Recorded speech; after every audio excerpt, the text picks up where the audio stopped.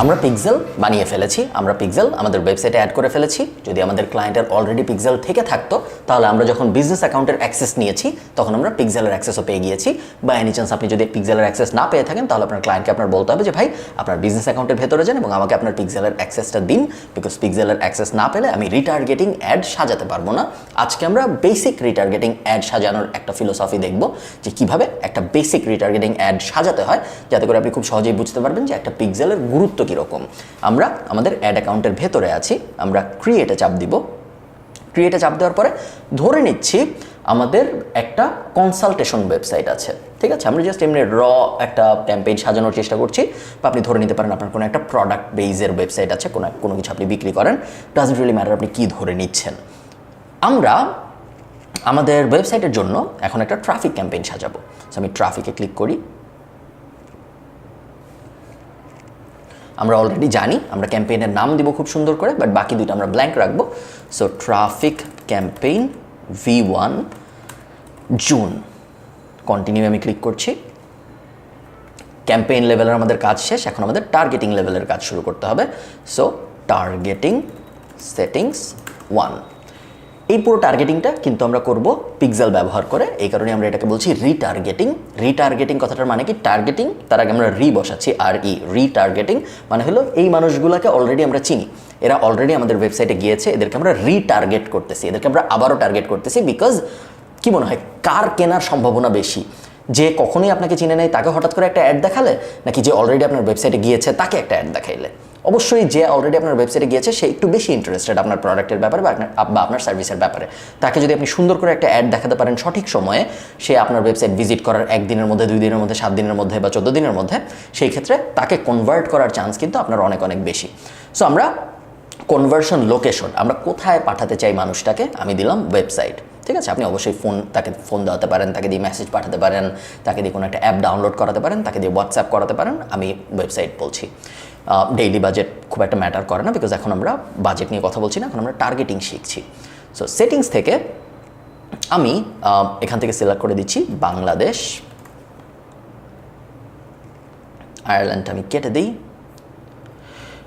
বয়স 18 থেকে 50 এবং জেন্ডার সিলেক্ট করছি মেন, ঠিক আছে। এবং এরপরেই আমাদের এখন পিক্সেলের মজাটা শুরু। দেখুন এখন পর্যন্ত আমরা কি করেছি, আমরা দেশ সিলেক্ট করেছি বাংলাদেশের 18 থেকে 50 বছর বয়সী ছেলেদের আমি অ্যাড দেখাতে চাচ্ছি। বাট এখানে এখন আমি আরেকটা লেয়ার অ্যাড করব।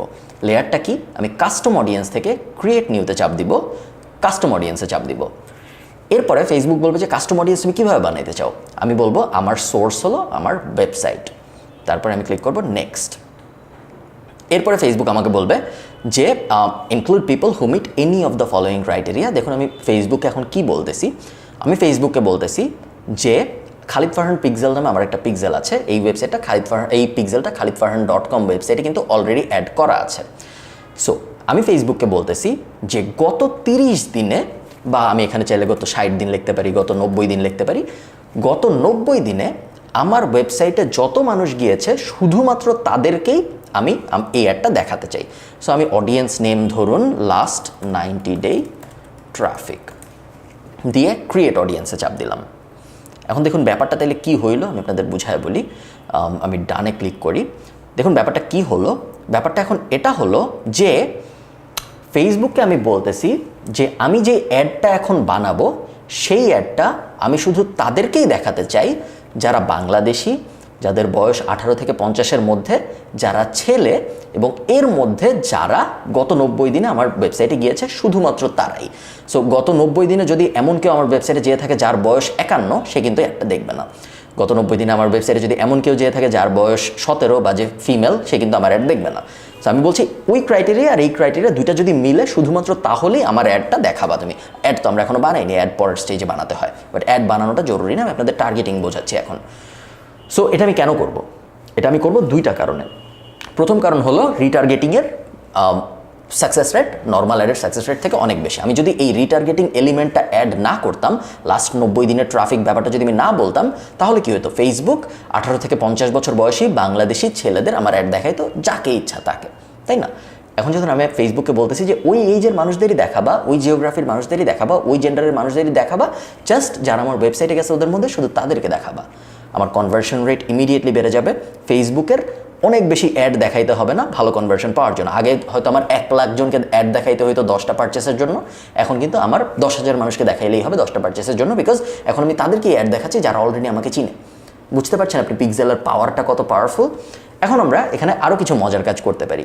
দেখুন আমি এখানে মাত্র একটা রিটার্গেটিং রুল সেট করলাম, তাই না, যে লাস্ট 90 দিনের ট্রাফিককে আমি অ্যাডটা দেখাবো। এখন কিন্তু আমি এখানে আরও কিছু কাজ করতে পারি। আমি এই অ্যারোটায় যদি ক্লিক করি, দেখুন একটা অপশন ক্রিয়েট লুক-অ্যালাইক অডিয়েন্স। এই কথাটার মানে কি?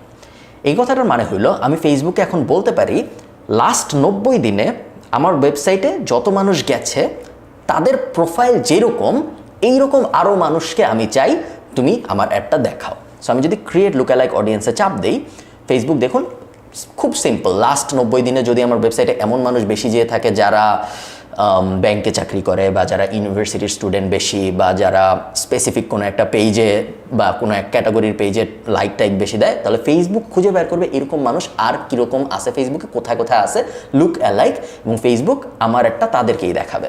সো 1% ম্যাচ, যত কম ম্যাচ হয় যত কম পার্সেন্টেজ হয় তত আসলে ভালো কোয়ালিটি। সো 1% বলতে আমি বোঝাচ্ছি ফেসবুক আমাকে বলতেছে আরও প্রায় 6.5 লাখের মতো মানুষ আছে যারা যারা তোমার ওয়েবসাইটে গিয়েছে তাদের মতোই। আমি যদি 2% দিই তাহলে ফেসবুক বলবে আরও প্রায় 1.3 মিলিয়নের মতো মানুষ আছে যাদেরকে আমরা তোমার এটা দেখাইতে পারি। আমার ফেসবুকের ধারণা যে এই 1.3 মিলিয়ন মানুষও তোমার ওয়েবসাইটে গত 90 দিনে যারা গেছে তাদের মতোই। সো এদেরকে যদি তুমি অ্যাড দেখাও তাহলে ভালো হবে। সো সেম প্রিন্সিপাল, আমি যদি 1% রেখে ক্রিয়েট অডিয়েন্সে চাপ দিই তাহলে আবার ফেসবুক আমাকে বলবে যে এই যে দেখুন ফেসবুক এটা অ্যাড করে ফেলছে look-alike BD 1% last 90 day traffic. তাহলে এখন আমার টার্গেটিংটা কি হইলো?